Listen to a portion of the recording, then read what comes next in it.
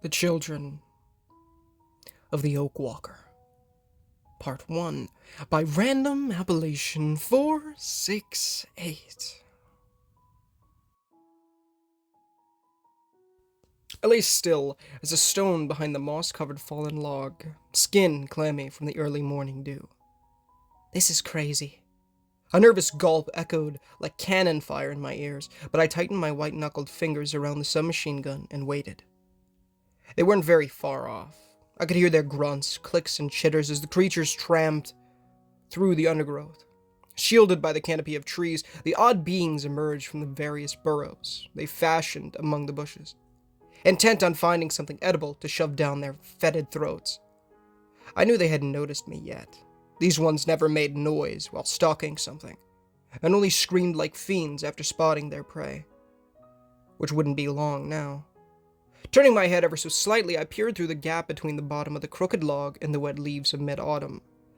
5 greasy-haired heads craned back and forth, each down on their hands and feet like an ape. Milky white eyes peering at the shadowy trees with almost innocent curiosity. Cuts and scrapes covered their grayish mottled skin, oozing black blood that made my stomach churn. Dirt clogged under their chipped fingernails, and their feet were either bare or covered in ragged scraps of shoes that hadn't been cleaned in a long time. Mold grew in patches on their tangled, rotten hair, on their clothes, even on their skin. And between curled lips, I could just glimpse the square, stubby teeth that clacked with wooden dullness between their alien communication. At the head of the group, a big male with sinewy forearms and a tattered shirt hanging across his shoulders stopped and sniffed the air in a low, warning gurgle. Every muscle I had tensed, and the rest of the pack froze in eerie synchronization. It's now or never. Both palms pressed against the crumbles of red Appalachian clay, and I threw myself to my feet. Shrieks exploded through the trees behind me, eager fingers and toes slapping the ground as the creatures darted in pursuit. Even on all fours, they were fast, and my heart raced as the sounds of their approach drew nearer. The big male easily closed the distance, his brown peg-shaped teeth bared in primitive fury. I vaulted over a branch, and the dry limb caught him in the chest, buying me a few more seconds' lead. One of the females leaped at my head, and I ducked under her flying body, pushing myself onward with breakneck speed, and my muddy combat boots barely touched the ground. At my side, the hefty Type 9 submachine gun smacked against my hip in time, with each step an annoying cadence. Branches tore at my face, thorns stuck through my cargo pants, and vines tangled around my ankles. Rays of weak sunlight filtered through the canopy on places, but with October almost half over, the leaves were turning various shades of orange, red, or gold. Soon there wouldn't be any, and the winter sun would be weaker still, the nights longer, the days shorter. When that happened, if they somehow survived the snow, these things would own the countryside. Something snagged my boot tip, and I stumbled, almost falling on my face in a slippery patch of leaves. Low growls echoed not 4 feet behind me, and I lunged forward just as fingernails brushed the back of my calf. Too close. They're too close. A flash of color caught my eye just yards ahead, and I threw myself over the ragged scrap of old t-shirt. Whomp. Debris erupted from the muddy ground, and I dove out of the way with a final yell of desperation. Screams of unearthly rage filled the air, and thrashing limbs clawed at their brown nylon prison. But to no avail. Instead, the troop of humanoid monsters swung in a gnarled ball of fury inside the oversized cargo net, suspended from wooden beams concealed high in the trees. Bits of sticks and mud rained down around me, and I forgot to break my fall with a roll, hands slamming into the thick clay so hard that pain shot up both arms. Momentum flung me head over heels, and I landed flat on my back after a rather violent somersault, palms aching, lungs burning, with the taste of dirt gritted between my teeth. Man, that was close. Like a tom-tom on the steroids, the pulse roared in my ears, both legs curled up to my chest in an involuntary ball. And I gasped for air, almost too afraid to open my eyes. I'd had close run-ins with puppets more than once, but it never got any easier. They looked so much like us, yet I'd seen what happened to those they caught, and just thinking about it made my intestines wriggle in unease. You alright? Boots thudded up to the side of my head, and I peeked out from between my fingers to see a familiar bleach-blonde head hovering over me. It had been close to a month since my erstwhile friends, Matt and Carla, left me for dead in the shadowy backroads of southeastern Ohio. We'd foolishly driven all the way from Kentucky to shoot an entry for our blog on the paranormal, and thought trespassing into a restricted area, at night, was a good idea. I barely survived an attack by the very same kind of mutants I'd just helped to trap, and wouldn't have made it far if not for a snarky blonde ranger from the New Wilderness Wildlife Reserve. Confident, sarcastic, and fearless, Jamie Lanson was my polar opposite. But despite my shortcomings, she adopted me as the sister she never had. With her at my side, I'd learned to shoot, identify various monsters, and track wild game, all vital skills a ranger needed to survive beyond the protective walls of the reserve. Together, we'd fought our way through the murky Southlands after my first patrol as a member of the Ranger faction went horribly wrong, and I'd come to trust her implicitly. With a relieved exhale, I accepted her hand up and went to brush some of the musty leaves from my clothes. Yeah, I'm good. Just catching my... Ow! Pain shot through my skin, and I glanced down at my left arm to find a bloody, dirt-clogged cut ripped through the flesh of just above my wrist. Likely from my less than athletic tumble. It wasn't deep, but it throbbed enough to convince me that I'd been nursing this annoying little wound for a while. Jamie eyed my cut with the practiced ease of a role as medic. Gnarly. That's gonna leave a mark. At least you didn't land in raccoon droppings, or we'd be talking worming meds and rabies shots. Hooray. Suppressing a shudder at the thought, I wiped it as clean as I could on my pants. I'm definitely gonna scrub it out when we get back. Above, the big male puppet gnashed at a section of the net, making me jump. Their milk-white eyes peered down at my hand, as if the freaks could smell the blood. Their eerie faces stretched wide in evil grins. They love smiling like that, and I'd only ever seen them frown when cornered or in pain. Usually, they were even worse when you forced them to frown. Sorry, bud. Jamie tossed her braid over one shoulder and called up to the male with a taunting smirk.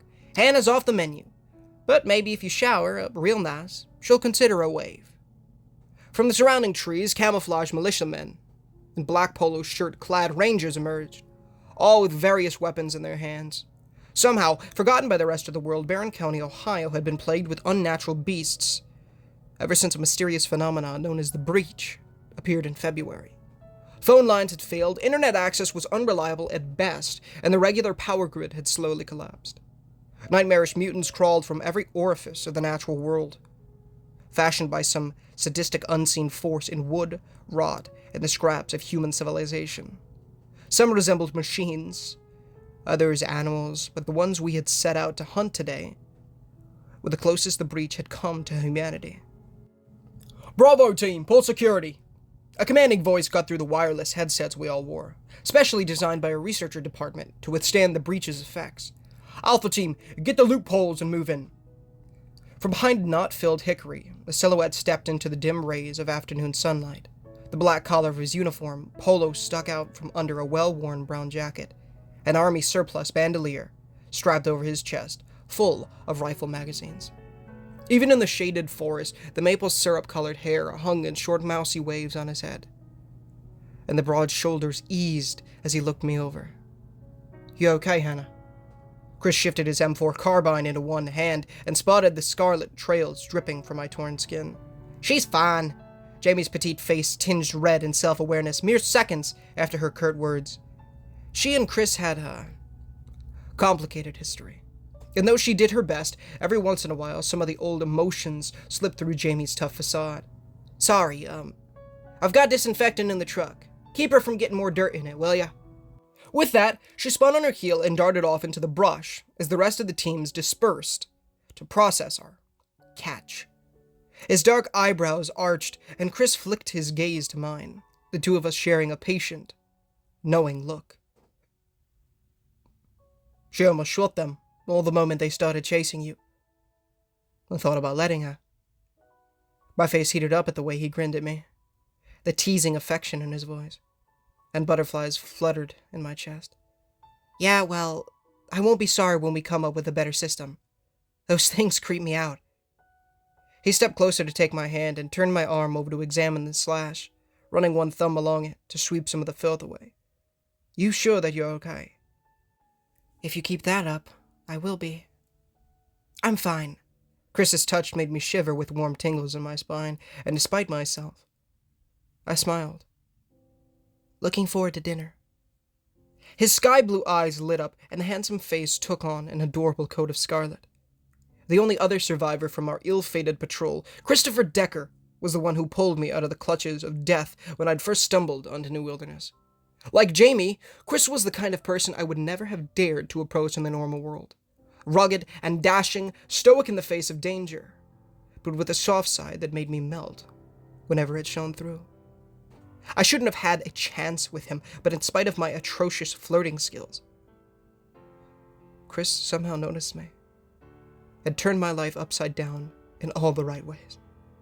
Callous fingers slid into mine, and Chris squeezed my palm. "Me too. I've got it all arranged. The old guy who tends to the beehives owed me a favor, so we traded some beeswax candles at half price. I scored a red velvet tablecloth from the loom girls, and one of the mechanics let me marinate the sirloins in his mini-fridge for a few cartridges. That's the first time any guy who wasn't my dad made dinner for me." Basking in that thought, I cocked my head to one side and threw him a playful smirk. "Steaks and candlelight, huh? You keep that up and people will say you're spoiling me. They already don't believe it when I say that we're just dancing to records and painting toy soldiers late into the night." "It never hurts to spoil a lady." Chris made a modest shrug, though his eyes remained on mine with a fire in them that I couldn't look away from. "Besides, they're just jealous I got to you first. Fair warning, though, it might take a while for me to finish the reports to Sean, so fingers crossed everything turns out okay." Some of the usual confidence slipped, and Chris's forehead creased with a combination of exhaustion and stress that hurt to see.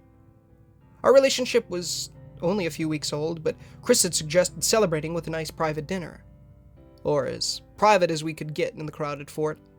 We didn't get much time to spend alone, and he'd planned the evening with the same care as if it had been a military attack.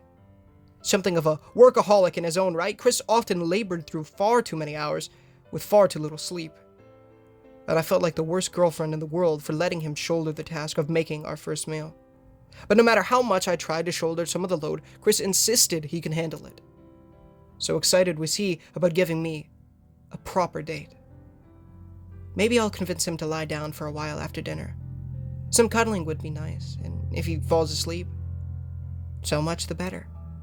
Then I can do the dishes before I leave, as a surprise for him when he wakes up. I'm sure it will be delicious. I gripped his hand back and enjoyed the rush it gave me, as if we were the only two people in the whole world. Maybe you could teach me how to make them. That way next time you could relax for a change. Leaves crinkled, and one of our rangers poked his head out from a nearby bush. "Hey boss, we're getting ready to load up." With a sigh, Chris reluctantly let our hands slide apart. "I'll be right there." Turning to me, he nodded toward the rear of our positions, where armored trucks lay hidden by camouflage netting and woven mats of underbrush. "Go find Jamie so she can clean your arm.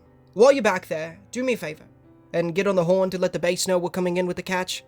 Adam will want to get his people ready in advance." "Okay.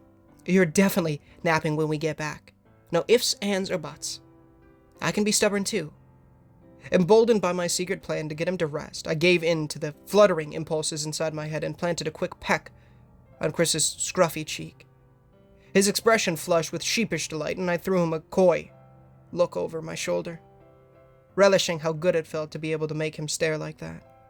I dared to put an extra swing in my step, knowing he was watching, and tossed my hair over one shoulder with a deft flick.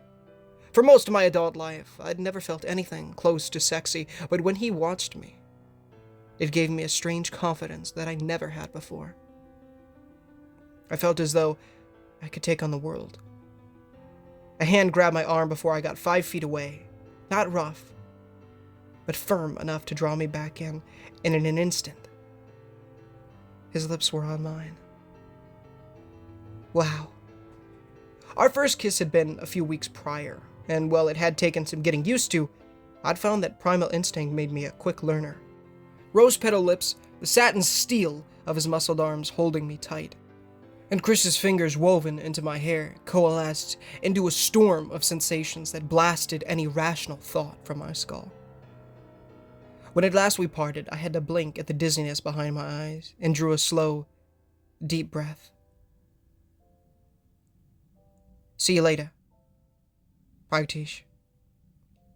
Wearing his own ornery grin, Chris let me go and sauntered off into the trees. See you, I gasped, wearing a breathless smile.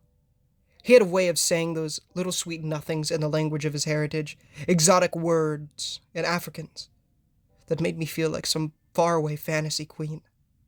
Chris's voice always dropped to a softer, lower octave when he spoke to me. It had set my limbs trembling with a biological high that grew stronger each moment we spent alone. I'd happily skip the steak for more of that. Shaking my head to clear the mental fog away, I shrugged the strap of my submachine gun higher on my shoulder and trudged to the pickup trucks. Unlike most regular civilian vehicles, these were fitted out with welded armor plates, machine guns, and spikes to keep freaks from crawling onto them. All necessary defenses in a new dark age. We covered each other with camouflage nets and special mats woven from underbrush, both to keep mutants from spotting them and to avoid any possible detection from the air. Thankfully, the latter hadn't been much of a problem these days, due to the electromagnetic radiation from the breach. But still, no one wanted to risk getting a missile dropped on their head. Unable to spot Jamie anywhere in the immediate vicinity, I figured she'd gone to help with the nets, and went to get my first aid kit instead. I circled around the corner of the armor truck I'd been assigned to, and shimmied under the thick camo netting to reach for the door handle. My eyes landed on the door, and all the blood froze in my veins. Whoa. A thick black substance somewhere between paint, mud, and tar had been traced over the dusty pickup door to form a symbol. Outlines stood in clumsy swipes, small stick people on all fours in a circle as if bowing in reverence. Childlike depictions of trees and bushes surrounded them, along with a long set of parallel lines that were almost straight, like a road, waving beams like heat or light, or maybe some kind of energy, radiated down toward each bowing stick person, and at the center of the ring stood a single, dark figure. Pulse racing, I leaned closer, and a sound like static hissed in my ears. My head spun as if I just ran a marathon with no water, and I was dimly aware that all the birds and bugs in the background had fallen silent. The figure in the middle towered over the others in the circle, nearly 5 times as big, with both arms stretched outwards at its sides in the model of some ancient deity. It had been painted with twisty, interwoven squiggles, and the head rose in a faceless oval that was jagged at the top. Both of its 4 fingers, hands, rested at the apex of the wavy lines that led to the surrounding worshippers, as if the central being had them all on long strings. Camera. I need my camera. Broken from my trance, I dashed to the next truck over and snatched at the gray digital camera mounted on a little tripod under the camo netting. Chris had gifted me the camcorder as a surprise for my birthday, in a thoughtful nod to my former career as a camera girl for Matt and Carla's blog. Now free of their influence, with plenty of real paranormal things to document, I've been doing my best to film everything around the New Wilderness Wildlife Reserve in the hopes that maybe someday it could be useful. In between shots, I had to keep the device in a special box to protect it from the electromagnetic radiation. But so far it seemed okay. And this wouldn't take more than a few extra minutes. A blinking red dot in the corner of the side-folding screen told me it was still recording, the lens angled toward where we'd caught the puppets, and I yanked the camera from its tripod. As soon as I spun around to focus on the eerie painting, the tiny screen of the camera began to fizz with snowy white spots. My heart sank. Don't tell me I broke it already. In the next second, a flicker of motion caught my eye, and I watched, unable to tear my gaze away, as the speaker began to emit high-pitched whines and harsh gurgles. Under a blizzard of colorful lines that glitched across the spasming display, the tall figure twitched in its bed of muck, and its head turned to face the camera. The way lies open, A low, raspy voice trickled through the dark recesses of my mind and seemed to paralyze me with an icy sensation I couldn't shake. "The shadow draws near." On the heels of the words, a chorus of distant whispers clogged my ears, rising higher and higher so that I knew they weren't part of my imagination. I couldn't make out any words, couldn't avert my eyes, and watched as the tall figure raised its painted hands toward the sky like some kind of demented preacher.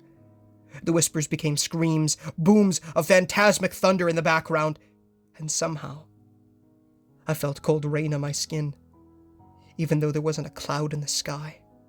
Anxiety rose in my chest, a feeling of being chased in the back of my psyche, and both lungs tightened in fear. "You cannot hide." A hand closed over my shoulder, and a bolt of cold white lightning flashed through my brain. I whirled, fist-balled, and lashed out with a frantic swing. "Whoa!" Jamie dodged my clumsy blow and held up both hands in alarm. Her green eyes narrowed in concern. "Easy there, killer. What's your problem?" Dryness burned in my eyes, and I realized the whispers had stopped. My camera no longer hummed with static in my hand, the screen crystal clear. On the door, the painted figure stood motionless. Exactly how I'd found it. But clammy sweat lay on my skin to accompany a pounding heart. I'm fine."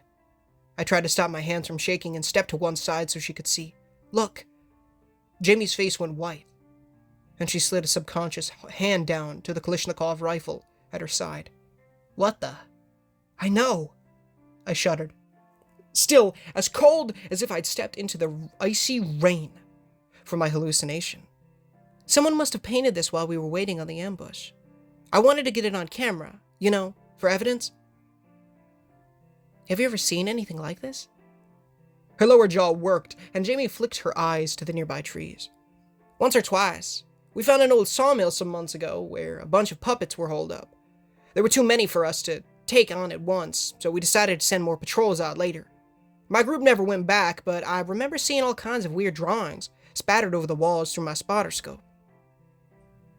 Anxiousness rose my throat, and I fumbled at the canteen that hung from my belt.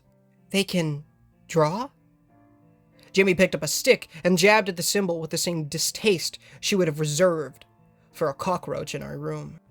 "It's how they mark their territory. Instead of peeing on everything like a dog, they mix mud, blood, or chewed up viscera and paint with it. That right there is the closest you'll get to reading a puppet's mind." And they were right behind us the entire time. Scanning the bushes with her, I swallowed some water from my canteen and fought the urge to run back to the safety of our fellow rangers.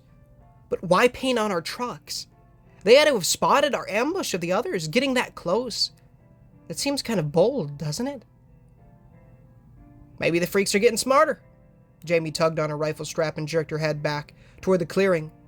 "We should let the team know. Chris needs to see this." I opened my mouth to agree, but a sudden thought hit me like a ton of bricks. This could be an opportunity. Deprived of any government support thanks to the effects of the breach, the survivors of New Wilderness had been forced to create a makeshift political system divided between the militant rangers, the economic-minded workers, and the academic researchers. Each had a unique role to play that kept our ragtag colony alive, but the three factions struggled to agree on policy. This was made even more difficult by the arrival of a sinister mercenary organization known only as ELSAR, who had surrounded Barron County in a ring of steel and seemed heck-bent on wiping out everyone in New Wilderness. When Jamie, Chris, and I returned from the Southlands with a mysterious ELSAR device, called a beacon, it had caused a political firestorm within the walls, and almost launched a coup d'etat. Chris was nominated to head of the Ranger faction as a replacement for the old leader, Rodney Carter, who died during the chaos. All this was well known by everyone in our fortress town and accepted as undeniable truth. But it wasn't. What they didn't know was that we had a spy in our ranks, feeding information back to ELSAR, and Carter had been hot on their trail. He'd suspected Chris, and was prepared to launch the coup to expose him. But Carter died before he could put his plan into action. In order to avoid more bloodshed, the faction leaders agreed to a comfortable lie to keep people insulated from the harsh truth. But even they didn't know the full story. For With his last breath, the grizzled Carter had entrusted to me a dangerous secret. One I hadn't been able to get out of my head ever since that blood-soaked night. "Trust no one," he'd said. And so far, I hadn't. Not Jamie. Not Chris. Not anyone. I have to try and find answers. I don't think we should say anything to Chris. I crossed my arms, mainly to keep my hands from shaking, and swiveled my head to check for anyone else within earshot. Cocking her blonde head to one side, Jamie raised an incredulous eyebrow at me. "What? Why not?" With a tight chest, I bit my lip in uncertainty, the cold metal of Rodney Carter's secret hanging by a fiber cord beneath my shirt. I hadn't let the strange little key out of my sight since the moment Carter pressed it into my hands, but I still didn't know what it was for. It had something to do with the spy, but the only way I could know for sure was to uncover the traitor myself.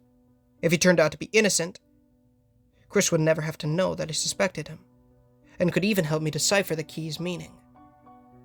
If not... Jamie stepped closer and searched my face with a worried expression. "What's wrong? Why can't we tell him?" Licking my chapped lips, I glanced to where the others busied themselves loading a nearby flatbed truck with a cage full of captured puppets. It's complicated, all right. Why? Did he do something? She rested both hands on her slender hips, a mixture of confusion and alarm on Jamie's face. "Hannah, seriously, you're starting to worry me." "I'll explain later." I winced at a knot forming in my guts, and dug a thumbnail into my palm to distract myself. "Just trust me on this, okay? We have to go to someone else first. Chris can't know until I say so." We both watched each other for a long half-minute, but at last, Jamie let her shoulders slacken and dug a bandage out of her medic's bag. "Fine. When we get back, I'll make up some medical excuse and we'll go to see Dr. O'Brien. If anyone would know more about this kind of thing, it's her." "Not a bad idea. Can we rely on her?" I held out my hand so she could pour hydrogen peroxide over my wound and watch the stinging white fizz bubble up around the blood as Jamie scrubbed it clean. "Depends on what this is all about." Jamie kept her voice low and threw a concerned glance to where Chris stood. "Either way, it's a risk we'll have to take. Chris will be busy with the after-action reports, so he won't even notice that we're gone."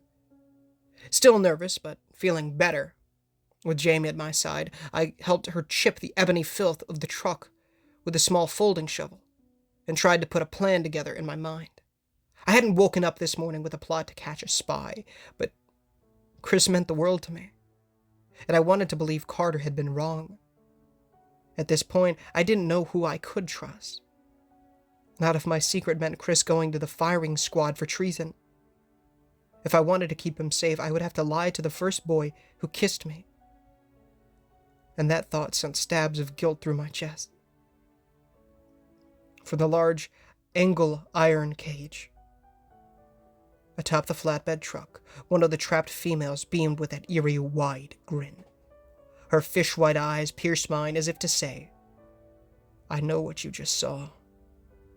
Just before another ranger pulled the tarp over the metal bars, I suppressed a shiver and yanked my jacket sleeve down over the white cotton bandage. I can do this. I have to. If I'm right, this will keep everyone safe. Plastering on a faux sense of calm, I walked with Jamie back to the others, and tried not to think about the camera swinging by its strap at my side, like the guilty tap-tap of a judge's gavel. Yet I could still hear the words my subconscious hissed, a hateful muttering that made my stomach churn. Liar, liar, liar!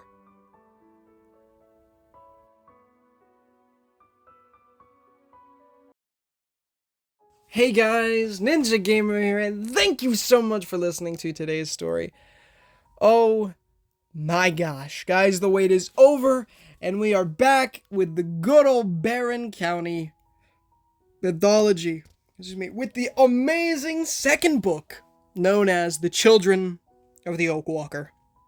Gosh, this is starting out great, as I knew it would. Oh my goodness, I'm so glad that it is back. Thank you, Random Appellation, for making this amazing story. Of course, guys, if you did enjoy as much as I did, I suppose, I enjoyed it immensely. It was amazing. If you did enjoy, please feel free to leave a like, as it does help the channel enormously and does get the gospel into people's feeds, as well as please consider subscribing, as we are trying to hit 10,000 subscribers by the end of the year, and it would be a massive blessing for the Lord if you guys did so. Of course, if you haven't done so already, $1 million question on screen right now, description, pinned comment, please do read it, as it does, it'll be the best thing you read all day. Of course, it is, well, I suppose besides, I suppose besides the Bible, but, it'll be the best thing, the best decision you make, because it'll teach you about going to heaven, teach you about repenting of your sins and trusting in the good Lord Jesus Christ with our heart, minds, and strength, and then building that relationship with the Lord by reading the Holy Bible daily, praying daily, and evangelize to people. It's great stuff, so please do so. Please, it's very important. Yeah. Of course, go give Random Appellation 468 some love in the description and the comments. The original story link and the pinned comment, or the pinned comment, and his Reddit page will be down there. As well as go give Muse some love. His YouTube channel and all the songs in this video, which there were quite a few because this one is a longer one, are down there. As well as, please guys, go... my brothers have a YouTube channel, it's Mac Plush Videos. They are uploading daily in 2024, and if you guys are interested, please go check it out. They make great videos. 2021 videos are my favorite, personally, and yeah. I make quite a few cameos over there, so if you want to see me in something other than video games or horror stories, please let me know. Or, well, go over there, is what I mean. Yeah, it's great stuff.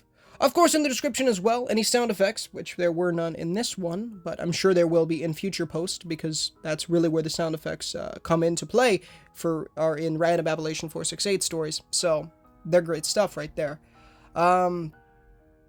I will leave links to the Barron County Anthology playlist, although it will be on the end screen as well. And the other, a former stalker texted me this morning, She's Been Dead for a Year, by Tiro 1000. Go check that story out. That's one of my other favorites that I've done on the channel. But yeah, if you haven't caught up on the Barron County Anthology, go check it out. It's great stuff, and you won't be disappointed. It is an amazing series, easily my favorite I've ever done, and one of my favorite stories of all time, really. So, yeah, you will definitely not be disappointed. You will be very happy by the time you finish it all. It's great stuff, man. And, yeah, I really love it. It's amazing. I don't know if I'll be streaming tonight, so stay tuned for that. But, yeah, I'll talk to y'all later. But, of course, guys, stay tuned for more. Thank you guys so much for watching. I love you. God bless you. And I will talk to y'all very, very soon. But until next time, guys, this is Ninja Gamer, signing off.